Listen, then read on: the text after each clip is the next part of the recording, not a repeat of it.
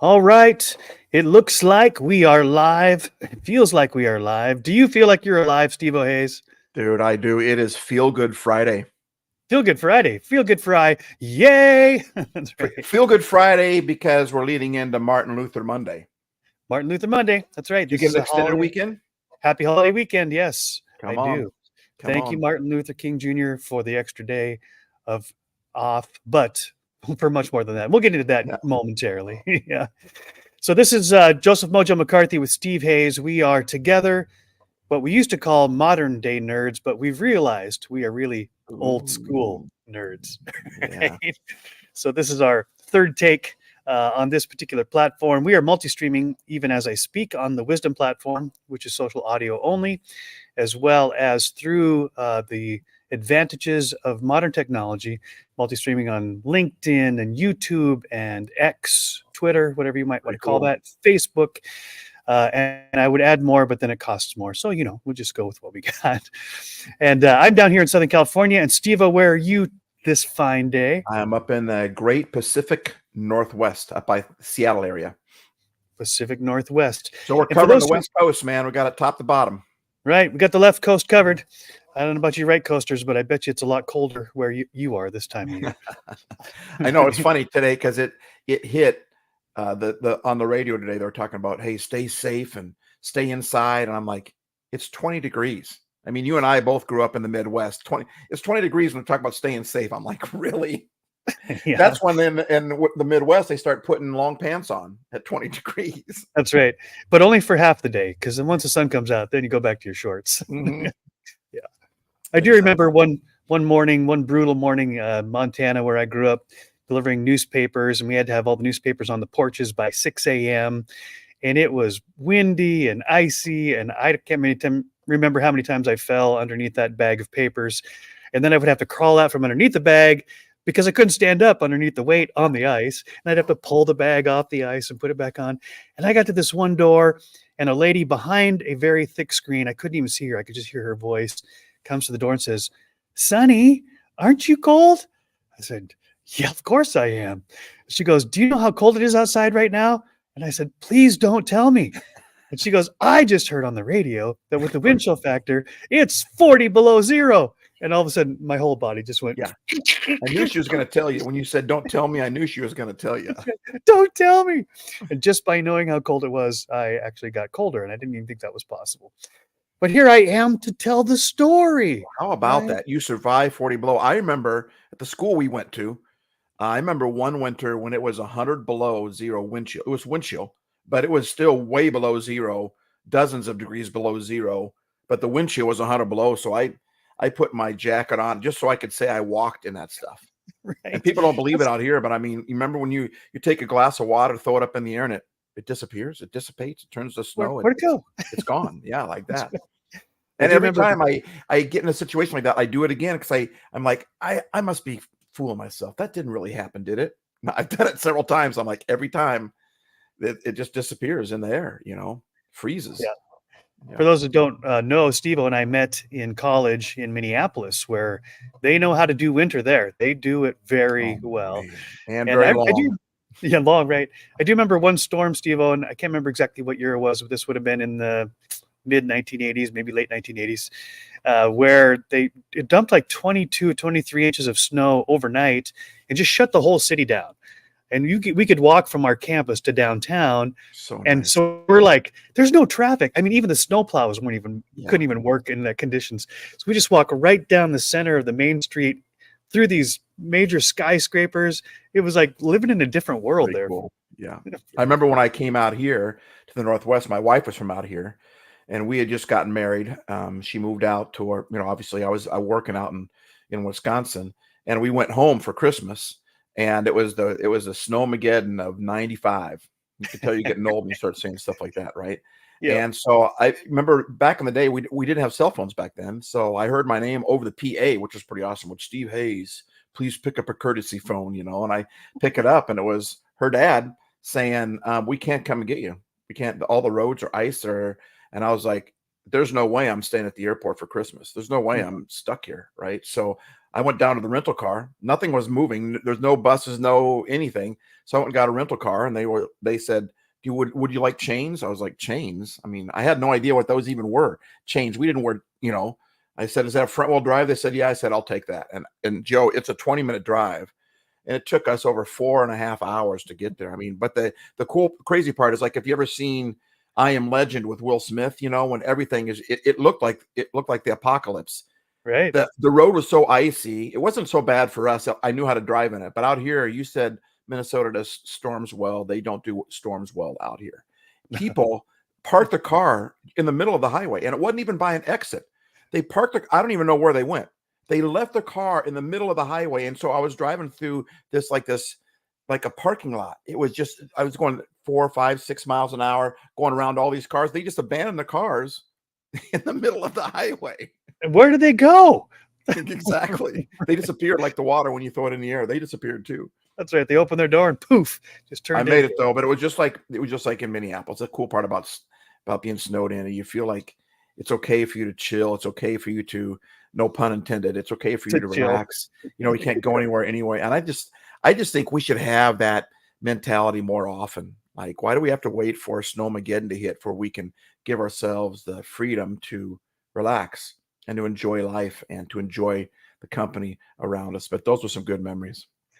Yeah, what I remember too, another great lesson from those days is when we got snowed in, we could have all complained about, the inconvenience of it. I mean, I remember having to shovel my car out of the snowbanks because the plows would come by, and if you didn't get off the street at the right time, they just plow the snow right into your car, right? And I came back from Thanksgiving break. I think you and I were on tour together with that student group Harmony back in the day. Yeah. Came back, and the snowplows had gone several times while my car was parked on the street. And so it took me like a full day of just shoveling the snow off. And I think like about every 6 inches of snow, I would find another parking ticket that said, you shouldn't be parked here on this day. But what I think what I was trying to say is that because of our mentality back in those days, I mean, this was an adventure. This was an opportunity to do something you couldn't do any other. Walking down the middle of the main street of Minneapolis with no cars, feeling like it's an apocalypse, and taking Rob and Kurt's car down onto the icy lake that they had for skating in the park, and just doing the spin of the donuts, and and then try to get out of the park before we got stuck in the snow. Just lots of fun adventures. But that's a reminder that life does dump storms on us, right? Usually unexpected, sometimes much harsher than we had anticipated. And like when we were in college, we still have that opportunity to face the storm with, hey, this could be fun. This might be something we've never tried before. How do we make a game of it? How do we enjoy something because the conditions may never be duplicated? Or, like you said, we can just say, well, this sucks, and then let's wait until the storm goes so that we can get back to our normal life. And I'm like, as you and I are the nerds, because we're like, normal is way overrated, right? Right. Too much normal. Let's embrace the abnormal and be it. Yeah. In fact, abnormal is normal because no one is alike. Everyone is different, but we try to be like everybody else. I mean, that's really what abnormal is. And I mean, that's a great illustration. It's a great segue. The whole idea of when life throws storms at you, we know the storm is going to come to an end. So we can enjoy being stuck in if you got good friends, or you got family around, or whatever, you've got some video games or whatever, you enjoy the storm because it's not going to last forever. And I think when we get in a storm, the first thing we'll do is we want to get out of it, instead of, wait a minute, like you said, these circumstances will never be reproduced. You're going to get through this thing. And it's not easy to go through storms, but I think there is a mentality that we can have where we can enjoy the moment and be in the moment, even if it's stormy, right? Yeah, well, I think of, even outside of the snow situation, down here in Southern California, there's a place called the Wedge. And when the conditions are just right, usually because of a storm, huge waves just pound in the surf, right? And a lot of people will stand way back and take pictures and just view the awe of the ocean. But there's a few people who will actually get into the water, and this is a chance for them to enjoy the surf. Now, of course, they have to know what they're doing, or they could get themselves killed. And unfortunately, people do get hurt there. during these storms because they don't know what they're doing.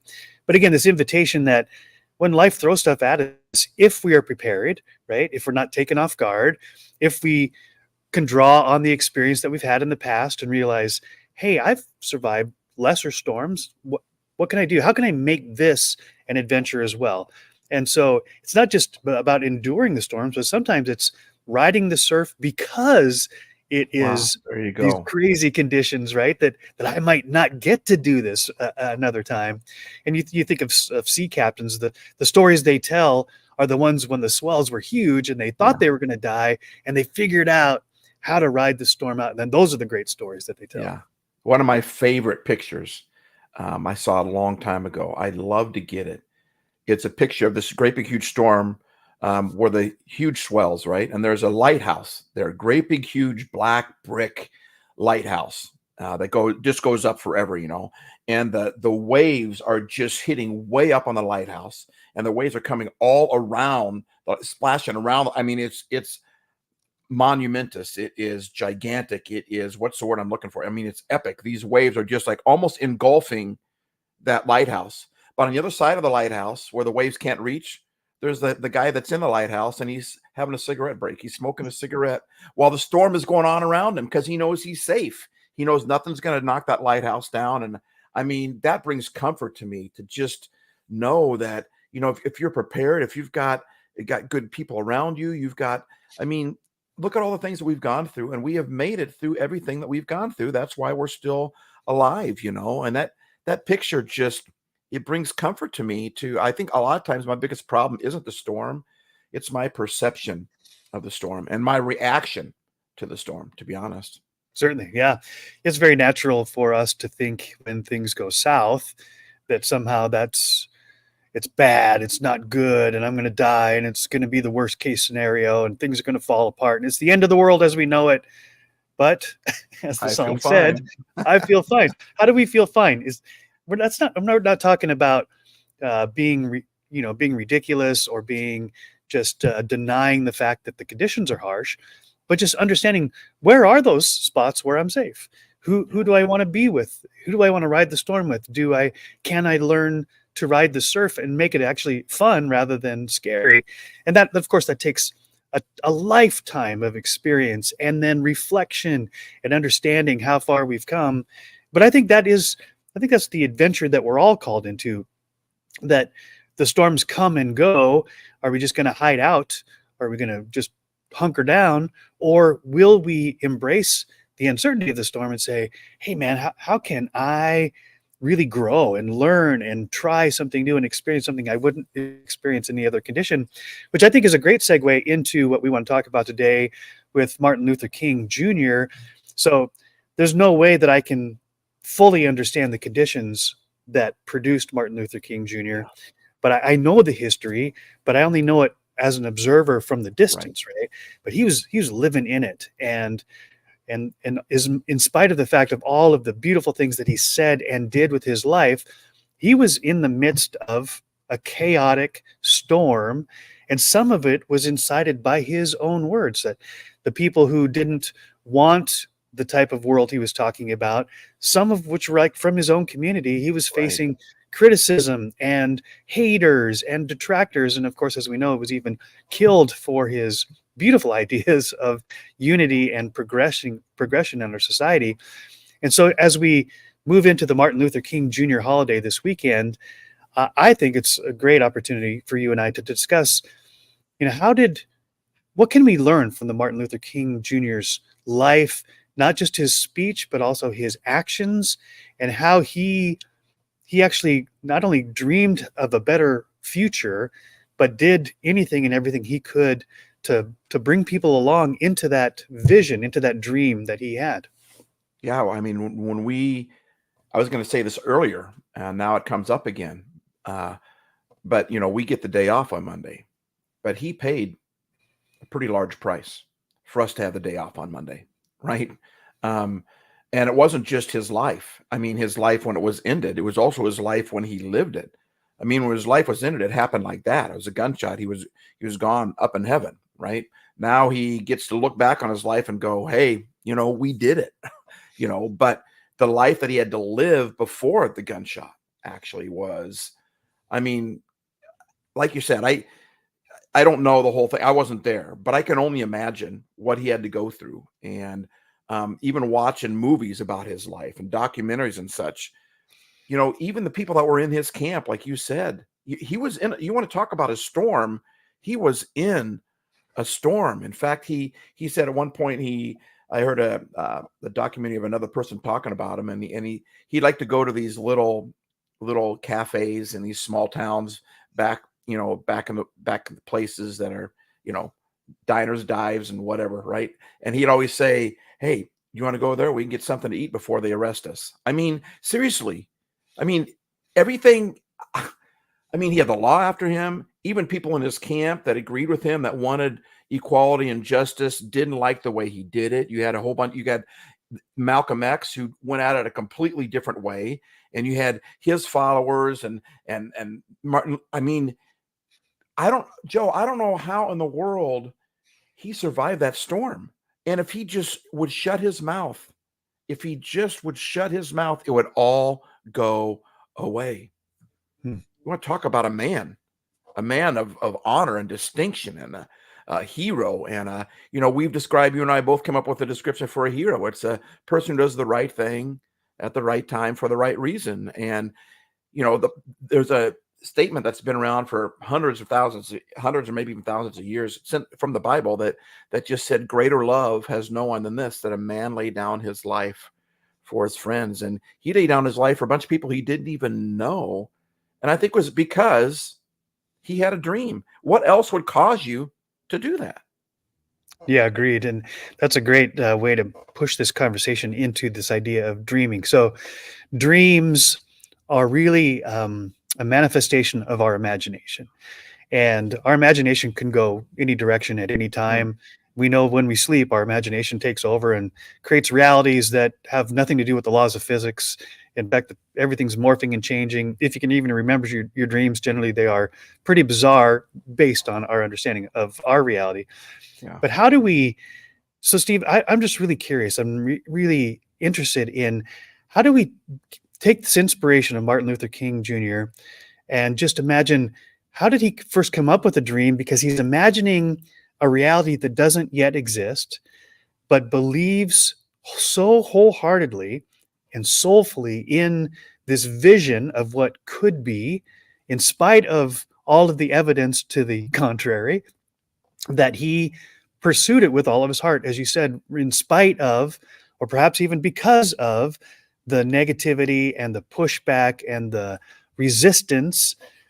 He's like, let's go eat until we get arrested, or before we get arrested. Right. So he was fully aware of the controversy and the pushback he was getting, and yet continued that right up into the end of his life. And I just think if we can dig into this deep enough, perhaps we can all get inspired to dream our own dream and to pursue it. Yeah. I mean, that's a potent thought and comment right there. And I think one of the reasons why he had this dream, I think there's a couple reasons. I think that God had set a fire inside of him and said, you need to do something about this. He just felt this need to help people. And but I think you can only live in a storm for so long, and at some point you get tired of it, especially when the storm is stoppable or it's controllable. You know, it wasn't just that nature showed up and caused injustice. It was mankind was doing it. And I think, you know, how did my sister had a statement that she wrote down, actually was written down in her Bible. It said something about we only decide to change when we can no longer tolerate, you know, the current situation. Basically, I'm butchering the statement, but I just think he got to the point where he just got fed up. And here's the thing that's amazing to me, though. I mean, usually when I'm angry, when I get fed up, I'm ready to bring the fist. I'm not a fighter. I'm a lover. I'm not a fighter, right? But I get angry enough, I'm going to fight, right? When I get riled up, I'm going to return to violence. Yet he was riled up. He was angry. He was tired of the injustice, and he had a reason to be. We hate injustice too, but he hated it to this extreme. I don't want to say extreme because it wasn't extreme. He hated it. What's a word bigger than hate? I mean, he abhorred injustice, and it ate at him so much inside, but he didn't fight back with his fists. When I get angry, I want to fight back with my words. I want to fight back with my fist. I want to fight back. I want to do something even passive aggressive.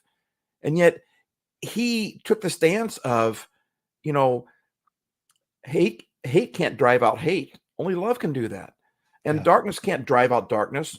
Only light can do that. So how in the world, how does a guy can't even eat without the threat of getting put in prison, the hatred towards him, and yet he turns the other cheek?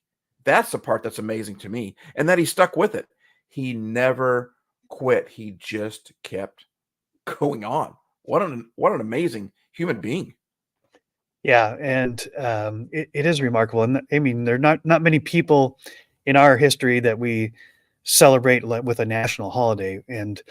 But I think it's such a great reminder that Martin Luther King Jr. didn't have a dream that we would have a national holiday named after him. Right? Yeah, That right. that wasn't his purpose, and I'm not sure he would care about that one way or the other.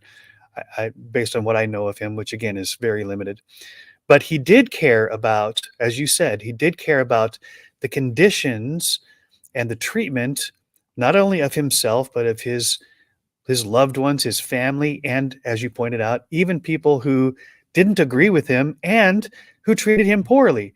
So he somehow, it just seems like a miracle almost. He somehow tapped into a bigger, deeper, more powerful, not only a more powerful idea, but a belief that he could somehow push not just himself, but others, inspire others to change their minds so that they could believe for a better world. Because it's pretty clear from what I've seen and what I've watched that there were many who didn't think that change was even possible, Yeah. that the system was rigged and it was permanent and it was going to be bad and it's going to get worse, right? That's the belief system of many of the people that Martin Luther King Jr. took the time, energy, effort, spent his life to help people believe that it's even possible that there could be a better future for all, right? Regardless of race, color, creed, and all that kind of stuff. And how do you even convince?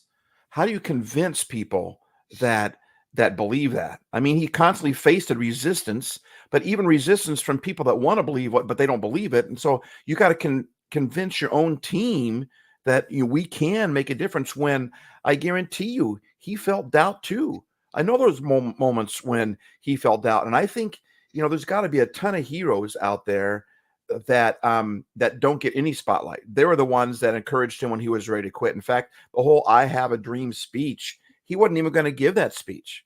And That's it was a march on the Capitol, and the reason he was the last speaker that day because nobody else wanted that spot, so he said, "I'll take it."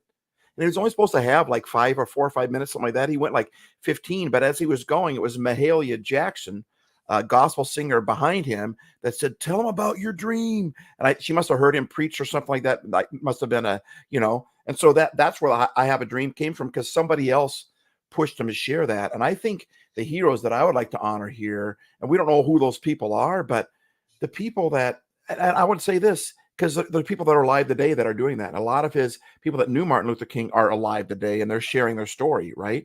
But so number one, I would say I'd like to honor those that were the ones that inspired the inspirer.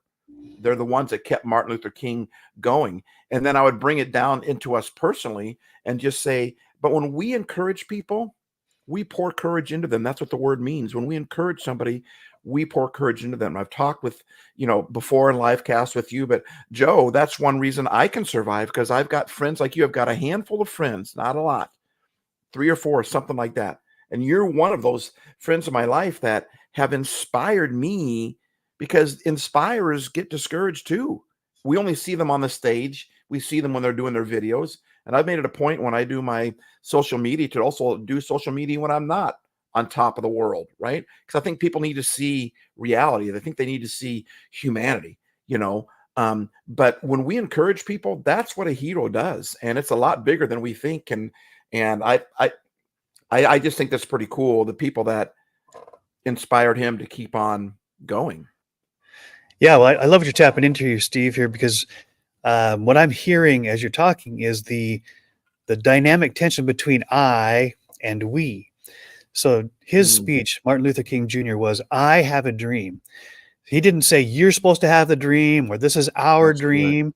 He said, with great passion, with great conviction, with great resolution, which is a word we're going to get into, "I have a dream." And he painted the picture through powerful metaphors that drew this idea in the listener's ears, and does even to this day, about a world that we're not living in, but it is possible. But he used the words "I." He said, "I have a dream," and he did it with such incredible conviction and passion and Yep. perfection in the way he chose his words. And I love the fact that you pointed out that isn't even the speech he was going to give that day. And in fact, from what I understand, the speech he started to give that day wasn't really resonating with the crowd, and the crowd was kind of restless at that point. And that's when Malia Jackson said, "Give him the dream speech," right? And once he did, then, and you can see it on the video, you can see that suddenly the inspiration, the motivation, the spirit within him wells up. And what people who are listening to me or to you aren't listening for me to tell them what to do. They're actually listening to see, do I believe what I'm saying, right? This is what I Mhm. learned from our friend Rick Olson. He said, an audience isn't listening to decide if they believe what you're saying. They're listening to see if you believe what you're saying, Wow. Say that right? again. That is so Yeah. good. So I think this is why Martin Luther King Jr.'s speech, "I Have a Dream," is considered one of the most powerful speeches in history, at least in recorded history, is because it wasn't just a transfer of information. It was a transfer of enthusiasm, of power, of conviction, because an audience, consciously or subconsciously, isn't listening to say, if whether to decide whether I believe what you're saying. They're listening to say, do you believe what you're saying? And Wow. if you do, but he says, "I have a dream," and he says it with such great conviction. Now that gives me, opens up that seed of possibility that says, whoa, if he believes that to Right. be true with such great passion, with such great Right. conviction, with such, that maybe that, and that's really the question, the maybe it could be true. Maybe I could believe that as well. Yeah. Yeah. So I like where you're going here. I love that. You just mentioned the I, you mentioned I and we. You just mentioned I part. He said, I have a dream. What was the we part? So the we part, right? There's lots of we going on here. The we is one, Malia Jackson, who's listening and supporting, sitting right behind, right, Martin Luther King Jr. when he's giving that speech, and has the audacity, right, to say, "Change your speech. It's not working, brother." Right? And so here's someone who isn't at the microphone, like you said, but is supporting the inspirer, giving them the feedback that they need. And just think, Martin Luther King Jr. in that moment had to make a decision. Should I go with where I thought I was supposed to be going, or listen to my friend here behind me? That's remarkable. But then there's also the I we between he as the orator and all of the listeners, all the ears. Here's a we, and he's saying, "I have a dream. I believe. And he's saying with such great conviction that people in their ears are saying, maybe I do too. And the I becomes a we as the light, right? He lights the candle and starts passing it on to all those out there who've got a candle, but it's not lit. So he's lighting somebody else's candle where they can say, wow, I can carry this light as well. I can pass this light on as well. I mean, it's a remarkable spread from the I to the we. And that's really where the power of this the story goes, is that it wasn't just Martin Luther King Jr.'s dream. Because imagine this, Steve. What if Martin Luther King had this dream all along in his life and never told anybody? Right. The I never becomes a we, Right. and we've never heard about it. So And good. right, and the change that's happened as a result may or may not have happened. It certainly would have happened because he shared what he believed. Yeah. And if you listen to his other speeches, have you listened to the speech where he got the Nobel Peace Prize? Where he's receiving the Nobel Peace Prize? I don't know, It maybe. is, it is worth checking out. But in that speech, here he is getting the Nobel Peace Prize, and he spends, I would say, the majority of his speech talking about the we, Hmm. talking about the other people. He kept I mean, at this point, I mean, you're the man. I mean, you're getting a Nobel Peace Prize. That's one person. That's a pretty big honor. Instead of talking about, at that point, instead of talking about the I, he talked about the we. He talked about the they. He talked about the people that got him there. He even mentioned, we got on the plane, he says, and we all thank the pilots. But what about the people that got the plane in the air? What about the people and he talked about the people that nobody else noticed. So he was constantly going to the we. Right? I love that whole thing. He didn't just, like a lot of leaders say, follow me, lead, follow, get out of my way. You're going to follow me or else. Not Martin Luther King. He just said, I have a dream. And he believed it so much that everybody wanted to follow that. I mean, if we lived our lives that way, imagine how different our world would be, instead of just saying, you have to feel this way. You have to believe that way. You have to, wait a minute. If you believe that way, then show me by your life how you live that. And I just might jump on board with you. Your I might become the we, but we tend to forget that I part. We don't forget. We forget the I part, where I have a dream and we just say, you got to feel this way. You got to believe this way. You got to do this. You got to, and we don't even have an I or we at that point. When it's you, there's no longer I or there's no we. It's just, and we skip that point of saying, wait a minute, I need to have something of substance in my life that I believe in so much. And I believe everyone who has that. We might need some help pulling that out, but we have to start with the I, and then we have to believe that, and that we will follow. But when we're just going to try to force people to do something, and he was one of the most powerful movements ever, I think, in the history of mankind, honestly. And you look how Hitler did it. He did it out of hate. He did it out of bitterness. He did it out of racism. He did it out. And Martin Luther has just a powerful movement, in my opinion, as Hitler, but he did it out of love. He did it out of an I and a we concept. That is, Joe, that is such a great way to word it. And I just want to point out, it's not an either or, right? The story as it unfolds, it's a both and. So Martin Luther King Jr. has a dream, and he makes it very clear. And the I have a dream is just one of many amazingly powerful, beautiful things that Martin Luther King said throughout his life. We'll touch on some of those as we go along. But what I want to remind myself, even as I'm reminding anybody who's listening, is that it's not an either I or we. There's a both and going on here, that it has to grow inside of me with such conviction that I can see it, I can believe it's true, and I will do anything and everything to push towards realizing that dream, and enlist as many people as I can, invite as many people as I can.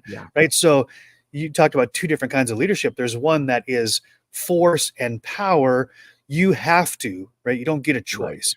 But then there's the influencer that says, here's an invitation to do something worthwhile, to do something purposeful, to do something meaningful, to jump onto a movement that won't just make your life better, but it'll make society better. It'll make history better, right?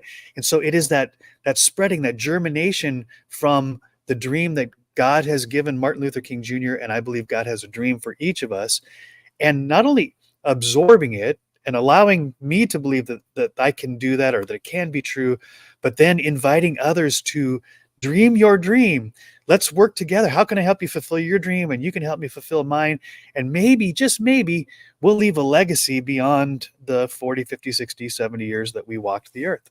Yeah, I hear him saying, this is what I'm going to do. You want to join me? Come on, join me. I'm doing it. Whether you come behind me or not, I'm doing it. This is my dream. I'm going to move, but I would love for you to come and join me. Yeah. And so when someone has a vision, a goal, a plan, a dream, how do you get others to come on board? It isn't, you can do it by force and power, but that's not sustainable, right? History would tell us that leaves only a pile of dead bodies in the wake, metaphorically and physically sometimes. Right. But for this to be sustainable, right, this invitation, somehow I got to transfer not just my vision, but the compelling reason why anybody would go out of their way, out of their comfort zone, to try, to be willing to step into perhaps even the line of fire of criticism and critique and hatred and pushback. But why would anybody do that when our natural inclination is to find comfort, right? Why would we do that? Because, right, there's got to be such a beautiful picture of a better future that, as you said, that is more interesting to me than just the same old comfort zone that I've been in my entire life. Yeah. Yeah. Agreed. And I think there's something about the fact that I love the meme that I've seen out there, but it said something. It had Martin Luther's picture on there, and it says, he looted no one, nothing. He burned down nothing. He didn't, but he changed the world, right? And Yeah. what's really cool about that is that there's something endearing that he was just the I part was, here's my dream, and I'm going to do it. I think people are looking for something to follow. They're looking for something, a cause worth following. And I think a lot of times leadership, there's a statement that's been around thousands of years. That's also in the Bible, but Jesus actually mentioned it. He said, he who puts his hand to the plow and looks back is unfit. Like when you're plowing the field, if you're looking everywhere, your lines in it before they had, even if you had a combine and you're just not paying attention while you're driving a combine today, right? It's not going to work, right? And a lot of us, we lead, but we keep looking behind us to see if somebody's following us. Martin Luther said, I'm moving forward. You can either follow me or not. Your response has nothing, will not affect if I'm going forward or not. And I think that's true leadership. I'm just going to lead. Whether you follow me or not, I can't worry about that. I'm not in control of that. I'm not going to try to control you. I'm not going to try to force you into following me. But here's something that I believe in so much that I'm just going to do it. And I think to kind of answer your question there, to make the point is, I think that we need to have something inside of us that means that much to us. We need to have something that's that important. And I think all of us have that. I just think sometimes life comes in, kind of kicks us, knocks the wind out of us, kicks us in the solar plexus, right? We tend to forget all about that. But there's something about having something that means something that we hold on to. We just say, I'm not, because I get mad if all of a sudden I'm expecting people, for instance, if I'm going to put out a podcast and I'm going to worry about the numbers all the time, or if I'm going to put out a video, and it's easy to put out a video and then keep checking back to see how many views you have. Okay.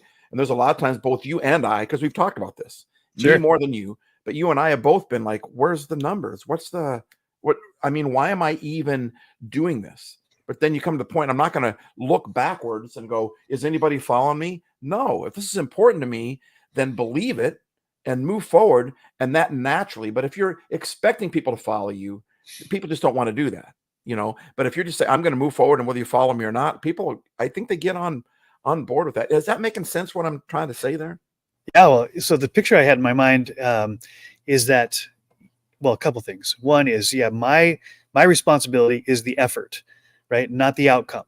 So Right. Martin Luther King Jr. is such a So great good. example of that. He continued to do what he did with all of his might at all costs, right? And he couldn't control the outcomes, and he knew that.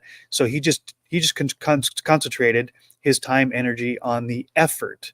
And I think that's that call for all of us, is that we are responsible for our effort, but we're not responsible for the outcomes. And we have to be willing to continue with the effort in the face of obstacles, in the face of pushback, in the lack of outcomes, knowing that we're not doing it for the results. We're doing it because it's the right thing to do.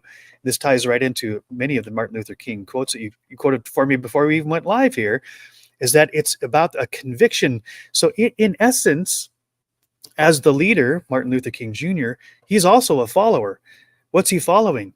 He's following his conviction of this dream, of this calling, that you might say, to use a kind of a religious type of term, but even people who don't believe in God have this sense of calling, like, I am compelled, something within me says, I'm wired for this, for such a time as this, right? It's a purpose. It's a reason bigger than us. Yes. Exactly. Yeah. Yeah. In fact, I think it was a Buddha quote that says that the purpose in life is to find your purpose and then to give your whole heart and soul to it. And this is the idea that Martin Luther King Jr. was a leader and a follower in the exact same moment, because what was he following? He was following his passion and conviction and belief system that if I follow after this vision, this calling, then others may or may not join me, but that's not my purpose. My purpose is to pursuit, is effort, and the outcomes are in God's hands. Yeah, like the line that's in the Bible. I guess I'm giving a lot of Bible quotes today, but Paul the guy who wrote most of the last half of the Bible, all those books, he wrote them. They were letters. And he said this in one of those letters. He said, "Follow me as I follow Christ. As I follow Jesus, you just follow me." And I think I love that whole term. I think that Martin Luther didn't just lead, he followed. In fact, I would say he followed more than he led. I don't think, like you said, he didn't show up to say, "I'm going to be so big, they're going to name a national holiday after me." That isn't why he did it. He had a vision, a dream, a purpose that was so big he could not follow it. But because he opened up his mouth, because he used love, because he cared about people, and he's, people got behind that. They want to follow something with passion because we believe in passion. We believe in truth. Every one of us wants to do the right thing. And we see somebody that's doing the right thing, whether we follow or not, that just tends to lead us to follow that. So, and I think we have so much on leadership these days. Everything's about leadership. Everywhere is always, and I want my kids to be leaders. Well, what about your kids being followers? I mean, we don't have any fellowship conferences out there. We don't have any fellowship.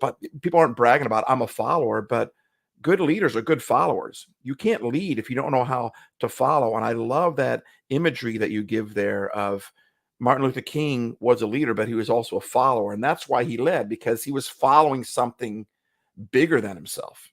Yeah. That's why he'd go and knowing he could get arrested if he stopped. That's why he knew every time he got up to speak, there could be somebody with rifles pointed at him. He knew that, but he could not do that because he had such a vision inside of him that he had to follow that. And there's something about, I mean, it's arresting. It's a pain in the butt sometimes to want something that bad, to believe in something that bad. But boy, that's a happy life. When you have something bigger than you, it doesn't matter what storm there is at that moment. I got to do what I got to do. There are no other options. Yeah, well, it defines, right, where happiness comes from in many respects, because circumstantially, things weren't happy in Martin Luther King's day. He faced all sorts of repression and all sorts of judgment, all sorts of negativity, threats on his life. Eventually, he was killed, as we know. And yet, he realized that his purpose, as you said, his purpose is that he can't not do this, right? Yeah. That he has such a clear vision and such a belief that it is possible and that he can be a catalyst for change, that he couldn't not do it. Yes, of course, he could have quit. Every human has an opportunity to quit, and I'm sure he felt like it at times. He's a human, just like we all are. And yet, I think that's what I'm pulling out of my reflection on Martin Luther King Jr.'s life, is that, one, if I'm going to be a great leader, it's because I am a great follower. Yes. Right. I'm following after something that is true and good and lasting and purposeful, not just the latest, greatest, happy, shiny thing. Right. And that's really where the farmer gets off if he's looking all around and can't draw a straight line, because he gets distracted by so many things. Yeah. So it does really require a conviction, but also a focus and a commitment to follow hard after that vision that is going to be a better future than any other possible route. Yeah. And boy, that's just so compelling. Yeah, I like what he said in one of his speeches. He said, and this talks about how bad it was back in the day. Like you said, it wasn't, and even when Jesus showed up on earth, it was a horrible time. It was a horrible time. And we look at today and you hear a lot of doom and gloom people out there. Well, it's in doom and gloom. What do you do in the doom and gloom, right? You can talk about the doom and gloom, or you can do something about it. And Martin Luther King said this. He said, "The ultimate measure of a man is not where," and this is it's just people, right? Man or woman, but the ultimate measure of a human is not where he stands in moments of comfort and convenience, but where he stands at times of challenge and controversy. Ooh, read that again. So good. The ultimate measure of a man is not where he stands in moments of comfort and convenience, but where he stands at times of challenge and controversy. Yeah. I don't know why my mind goes here, but there was that Pixar movie, WALL-E, where the humans go up in a spaceship, right? WALL-E, Eva, and WALL-E's back on the piles of garbage that the humans left behind when they left the planet. But they're in a ship that provides every comfort, every convenience. They're just, sunning themselves in utopia on the ship. But when there was a challenge, when there was a threat, not only did they not know what to do, they couldn't even stand up. They had no no resilience, no grit, no muscles, right? No No resolute. ability, no reason or method to respond to the inevitable challenges. That's why I love Martin Luther King Jr.'s quote that you just read there, is that really what defines us isn't the comfortable times when we're required to do nothing, but when the challenges come, what are we made of? That's what tests our mettle. That's what, not only does it test it, but it actually builds it. As we know in muscle building, it's in the tearing of our muscles when we've strained them beyond what was natural, what was comfortable, that our body says, go repair those muscles and make them stronger than they were, so this doesn't happen again. And that's that metaphor for when we are challenged, when we're stretched, when we're willing to be uncomfortable for a purpose, right? A very compelling why. Then, even though it feels like a tear, that's when we're being built up so that we're stronger and realize, hey, I made it through that obstacle, over that obstacle. I made it through that storm. I can do this, and I can learn how to ride the waves rather than just stand on the beach and take pictures. And full circle to where we started talking about the storms. One thing that causes people to survive the storm is because they have no other choice, because they are so driven by this thing inside. They have a purpose in them that's so strong. They believe in this thing so strong that we don't got time to worry about the storm. I'm too busy pursuing something bigger than me, that the storm comes. If you don't have that purpose, then you nitpick. Your life gets small. And pretty soon you don't like the fact that there's a storm and you want it to all go away. And our humanity naturally wants comfort. There's no doubt about it. We want comfort, right? But when we're pursuing something bigger than ourselves, the storm, we don't have time to worry about the storm. I've got a mission that I've got to do. And instead of, we're never going to live a life where we get rid of all the problems, all the storms. And when we do, those people usually turn up to be pretty spoiled, and spoiled things end up smelling and you end up having to throw them away. Right. But when we want a life that we don't have the struggles in, it doesn't work that way. We stop living at that moment. We just start existing. And even though it's natural to want comfort and to get to the shortest space to where I can get back into comfort, when you got something that's driving you, that just gets in the storm, it just kind of gets in the way. You're like, I just got to go through this thing. I don't got time for this right now. I've got something bigger to focus on and to do. And that's what Martin Luther King, that's what he did. The poor guy was arrested. He was possessed by this dream. It wasn't just a dream. It was a possession that all men would be equal, that, my children would hold hands with white children. And, he's quite the incredible human being. What do you say? Right. Absolutely. And what I can't help but think of is that Martin Luther King Jr., just like every other human, was born a baby, didn't have the dream, that particular dream, when he came out of his mother's womb, grew up in whatever circumstances and whatever home, but with the same human DNA, that we all have, with the same limbs, with the same senses, with the same potential, and yet does something historically monumental to which we are the beneficiaries of this day, and continuing to fulfill the dream that he had when he was here. So I guess my question is, Stevo, and I'd love to get your take on this, is that how do we, because it would be too easy to say, well, it was just him. There was something special about Martin Luther King Jr., and so he's the only person that could. And you know why we do that, right? It removes us from responsibility at that point. If he wasn't one of us, if he was a special human, then it relieves me from the pressure that I have to do something along those lines. Yeah, but again, I think you nailed it right there, is because that natural tendency is to say, so that I don't have to. But what if we flip that and we give ourselves at least the possibility that it's not that I have to do something like remarkable, it's that I have the potential, I actually get to, as a human being, with all of the senses and the brain and the blood and all the things that make me what I am, and my connection to the rest of this planet. I have a life that gives me an opportunity to do something purposeful, something remarkable, something that, yes, it might be difficult, but I can't help it. Every time I get to the end of a Survivor episode or a season, there's a one person at the very end who says basically the same speech, but with their own words. This is the hardest, most grueling, most impossible thing. If anybody had told me what it would cost and how awful it would be, I would have said, no way.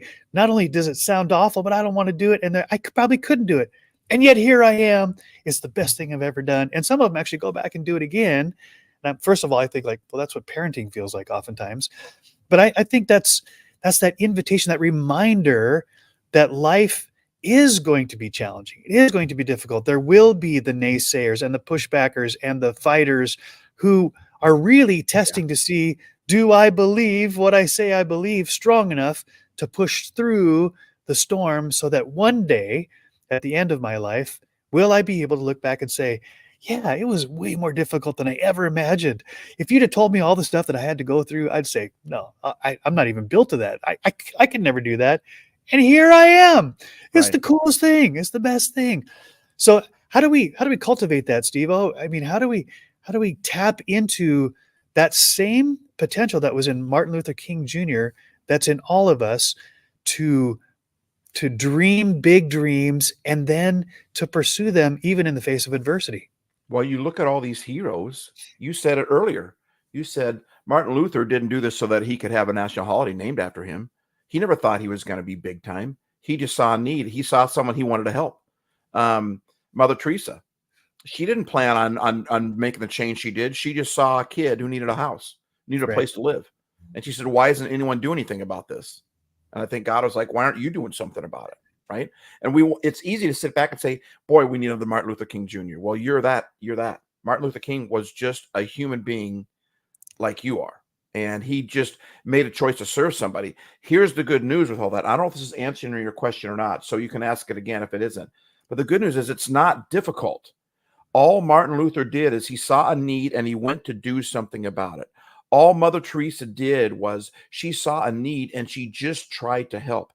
Here's a quote from Martin Luther King that is just so potent. He said that everybody can be great because anybody can serve.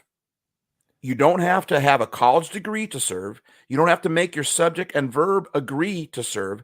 You only need a heart full of grace, a soul generated by love. And I think if Martin Luther would have looked at this and said, I've got to create a movement that's going to take over the entire nation. I've got to create a movement that is going to, I think it would be overwhelming to him. But Martin, he didn't see that. I've got a speech.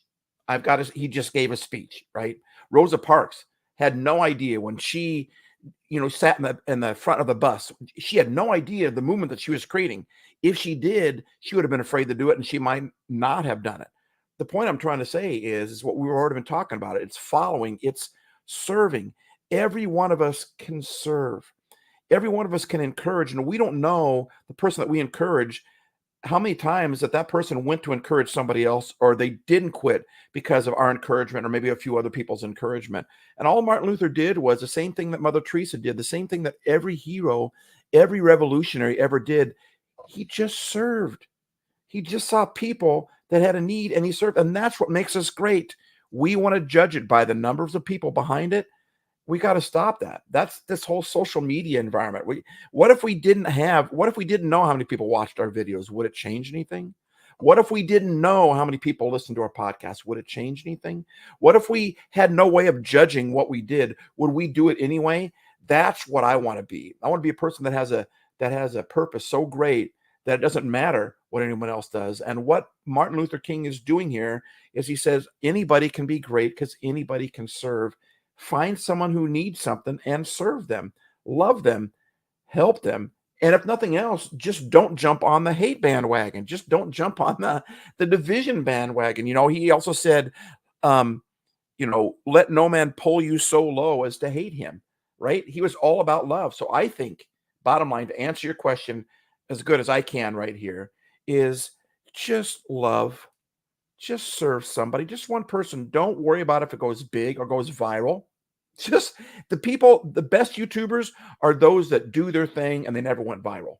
and yet they keep doing their thing. Those are the people we should be listening to, in my opinion. And so I don't know if that answers your question or not, but. Well, I love what you tapped into. And Mother Teresa did say in her own words, she said, not all of us can do great things, but we can all do small things with great love. Yeah. And what she was saying is one isn't better than the other, right? We are the ones who are becoming the judges and the comparisons to say, well, if I can't create a movement like a Mother Teresa or a Martin Luther King Jr., who, by the way, were extraordinary in the history of mankind. There were very few people that have that particular calling, right? They were built for that time, for that place, for that season, and they obeyed, right, the calling. They followed the calling. But as you said, it was a matter of serving something greater than themselves. It wasn't just for their own comfort. It wasn't just for their own convenience, but they did small things with great love, which in the end became great things. But I think what I want to emphasize, because what's sort of hearing in my heart here is that it's really important in an age of comparison and judgment that we strip away the tendency to say, well, Martin Luther King Jr. and Mother Teresa were bigger, better humans, extraordinary superheroes that I can't do anything because I'm not like them. They would laugh at us if they were here and heard that. They would laugh at us for saying that. Yeah, just imagine all of the people that Mother Teresa served were considered less than human. She poured her love into people that had no status, no following, no power, no influence. Why? Because she saw the value of the human being and wanted to ease the suffering. And that's exactly the mission of Martin Luther King Jr. He saw the suffering of the people and knew that there had to be a better way, so did whatever he could to alleviate the suffering, even if it caused his own. And boy, that's not easy, but I do think it's one of those most compelling and fulfilling ways, as you've said, to spend the life that we've given. So this came to mind just recently, Steve, that in the end, life is going to cost all of us everything. In the end, life will cost us everything. Our choice is between now and then, are we just going to spend it? Are we going to hoard it? Or are we going to invest it? And Martin Luther King Jr., Mother Teresa, some of these great people of history, what do? Instead of just hoarding their resources or even just spending them, they invested them in another life and created a legacy that was way beyond just their own human existence. And they went from the I to the we, as we talked about earlier, that my life isn't just about me. My life is about what difference can I make in those who are in my sphere of influence, not comparing it to anybody else's influence, because that's their life. My life is what can I give? How can I serve? And if we're going to bring Jesus back into this, as we've done many times, all of his disciples are like, hey, I want to be the greatest. I want to sit at your right hand. I want to be the influencer. I want to be the best. You love me most, right? Which is all of us kids ask our parents, do you love me the most? And Jesus says, here's a clue. The greatest among you is the one who serves the best, not the one who has the power, the influence, and the keys, and the office, and the titles. It's the one who is willing to put all that aside and say, my job, my calling, my purpose, my joy is to make someone else's life a little better, even if it's never seen, it's never documented, it's never celebrated, it's never a holiday about it. But that's really the secret, right? Right. And when we try to measure it, we try to quantify it, we try to make it big, that we put the pressure on ourselves. That doesn't work. It doesn't work. It beats the tar out of us. But none of the heroes ever did that. They just did. In fact, when what happens is someone just decides to do the right thing, and all of a sudden people start following, and they get bigger. And then pretty soon it's easy to go back to, now I'm doing it for the following. I'm doing it for, I'm starting to count the numbers again. It's like when I decide to stop counting my strokes on the golf course, I start golfing better. Right. And now that I'm golfing better, I'm like, I'm going to start counting strokes, and then I start counting strokes, and then I start golfing worse again. Right. And so I would argue that, and I think that if Mother Teresa were here, if Martin Luther King Jr. were here, I think that they would agree with me. And it might sound a little, I don't know, cocky or way off or something like that, but I would argue, and I think that they would agree with me, or I wouldn't say this. But I think if they would argue, when you do something nice for somebody, when you serve somebody, it's the same thing as I did. Martin Luther King was an orator. He was a communicator. He lived to speak. So then he spoke. The doors opened up and he would go speak at a church, at a rally, that's what he did. What do you do? Do you make things? Do you encourage people?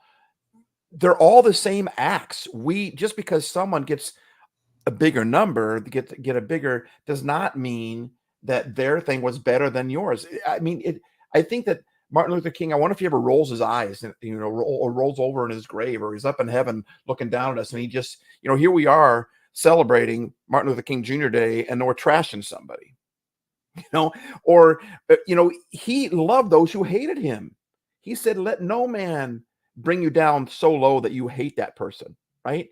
And so we want to honor him on one hand, and we put all the screensavers and all the Instagram posts, and we do all that type stuff, but then we call someone else an idiot, right? Or we flip somebody else off, or we're mean to somebody else.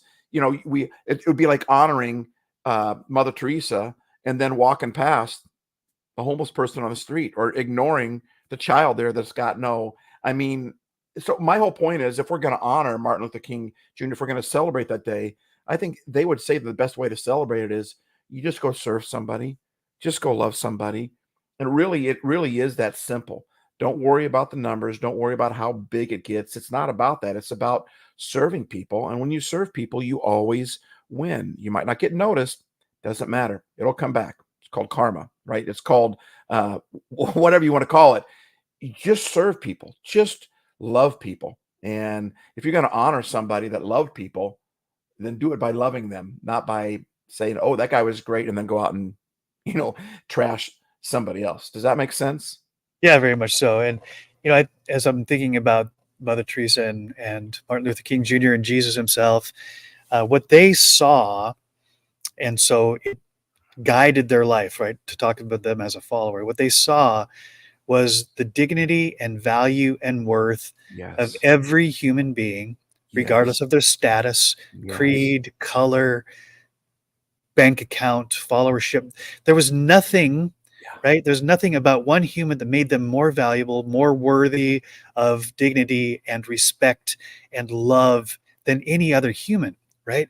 Mother Teresa and Martin Luther King Jr. both did that with such conviction, is that whoever they were talking to, whoever they were serving, it had nothing to do with their status, had nothing to do with what they had to give them back, or what Martin Luther King Jr. or Mother Teresa would receive.